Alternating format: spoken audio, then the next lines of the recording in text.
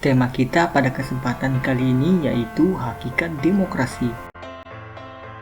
Memahami makna demokrasi sangat penting dilakukan supaya kalian tidak terjebak kepada penafsiran yang salah dalam mengartikan demokrasi. Pada gambar ini mirip dengan kondisi yang terjadi pada saat ini. Di saat orang saling berebut pandang mengenai arti demokrasi, tiap orang mengemukakan sudut pandang berbeda yang tidak mau menerima sudut pandang orang lain. Kata demokrasi berasal dari dua kata dalam bahasa Yunani, yaitu demos yang berarti rakyat dan kratos atau kratein yang berarti pemerintahan, sehingga demokrasi dapat diartikan sebagai pemerintahan rakyat. Kata ini kemudian diserap menjadi salah satu kosakata dalam bahasa Inggris, yaitu demokrasi. Konsep demokrasi ini menjadi sebuah kata kunci dalam bidang ilmu politik.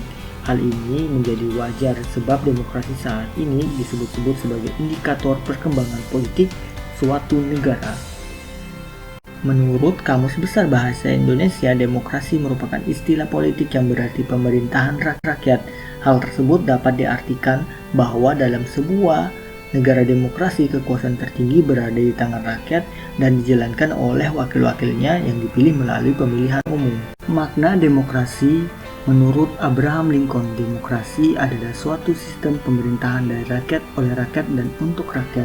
Artinya, rakyat mempunyai kebebasan untuk melakukan semua aktivitas kehidupan termasuk aktivitas politik tanpa adanya tekanan dari pihak manapun.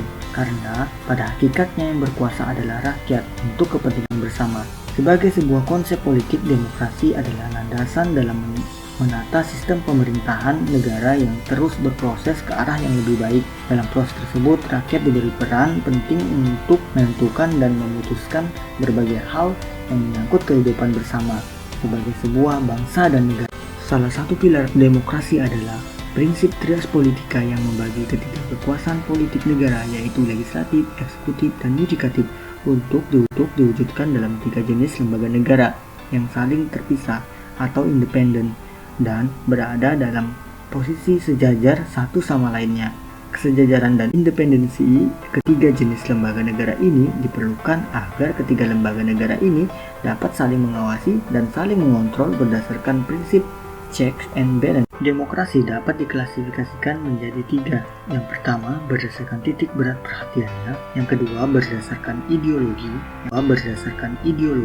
Yang ketiga, berdasarkan proses penyaluran kehendak rakyat. Berdasarkan titik berat perhatiannya dibagi menjadi tiga bentuk. Yang pertama, demokrasi formal.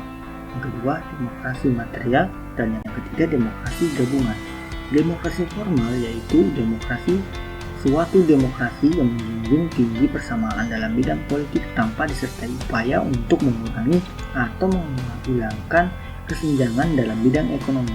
Bentuk demokrasi ini dianut oleh negara-negara liberal. Demokrasi material yaitu demokrasi yang dititikberatkan pada upaya menghilangkan perbedaan dalam bidang ekonomi, sedangkan persamaan dalam bidang politik kurang diperhatikan, bahkan kadang dihilangkan. Bentuk demokrasi ini dianut oleh negara-negara komunis. Demokrasi gabungan yaitu demokrasi yang mengambil kebaikan serta mengembangkan dan membuang keburukan dari bentuk demokrasi formal dan material. Bentuk demokrasi ini dianut oleh negara-negara non-blok seperti Indonesia.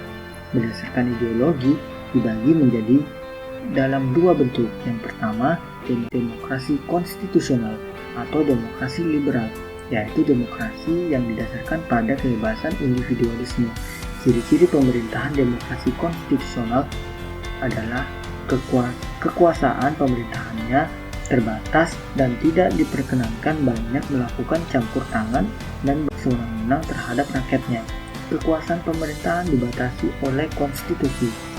Yang kedua, demokrasi rakyat atau demokrasi proletar, yaitu demokrasi yang didasarkan pada paham Marxisme dan komunisme.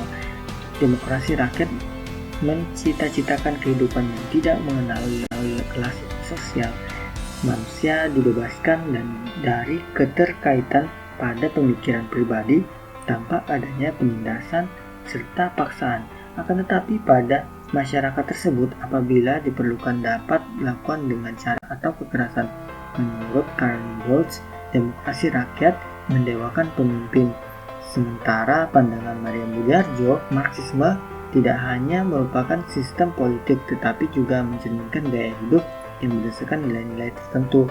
Negara merupakan alat untuk mencapai komunisme dan dipandang sebagai alat yang sah. Yang ketiga, berdasarkan proses penyaluran kehendak rakyat dibagi menjadi dua bentuk, yaitu demokrasi langsung dan demokrasi tidak langsung. Demokrasi langsung yaitu paham demokrasi yang mengikut sertakan setiap warga negaranya dalam permusyawaratan untuk menentukan kebijakan umum negara dan undang-undang secara langsung. Demokrasi tidak langsung yaitu paham demokrasi yang dilandaskan melalui sistem perwakilan.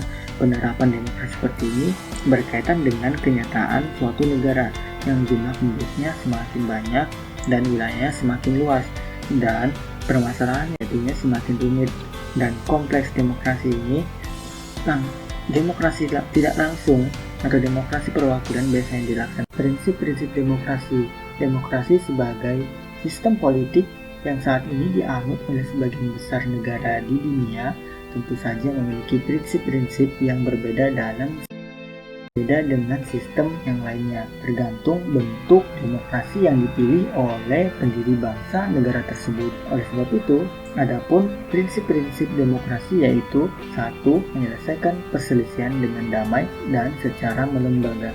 2.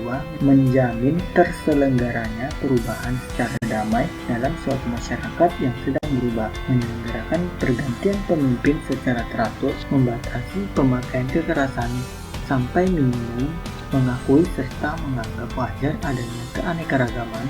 Menjamin tegaknya suatu negara dapat disebut berbudaya demokrasi apabila memiliki soko guru demokrasi atau yang sering disebut sebagai 11 pilar demokrasi, yaitu yang pertama, kedaulatan rakyat; yang kedua, pemerintahan berdasarkan persetujuan dari yang diperintah; yang ketiga, kekuasaan mayoritas; yang keempat, hak-hak minoritas; yang kelima, jaminan hak-hak asasi manusia; yang keenam, pemilihan yang bebas dan jujur; yang ketujuh, persamaan di depan hukum; yang kedelapan, proses hukum yang wajar; yang kesembilan, pembahasan pemerintahan secara konstitusional; yang ke-10, pluralisme sosial, ekonomi, dan politik; yang ke-11, nilai-nilai toleransi, pragmatisme, kerjasama, dan mufakat. Apabila salah satu dari prinsip ini ditinggalkan, maka negara tersebut dapat dikatakan sebagai negara yang tidak berbudaya demokrasi.